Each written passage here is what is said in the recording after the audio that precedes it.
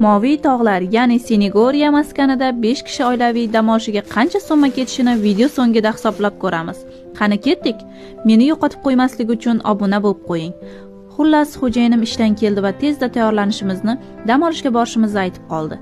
Biz tezda kiyinib yo'lga otlandik, yo'l-yo'lakay bozorliklarni qilib, Moviy tog'lar hududiga yetib keldik. Shunaqa tabiat qo'ynida joylashgan tapchanni ijaraga oldik va tezda ovqatlarni tayyorlashga tushdik. Qozonga sho'rva solib, qiymalarni sixlarga tezlikda terib soldatday tizib pishirib oldik va archalarni, tabiat qo'ynini tomosha qilishga yo'l oldik.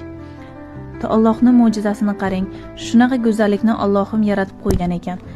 Agar yer shunaqa go'zal bo'lsa, jannatni tasavvur ham qila olmaysiz, to'g'rimi? Bu go'zalliklarni ko'rishimizga sababchi bo'lgan Allohimga va turmush o'rtog'imga rahmat. Ha, aytgancha gapga berilib, summalarni aytmabman-ku. Yozilgan summalarni hisoblab, qancha chiqqanini kommentariyaga yozib qoldiring.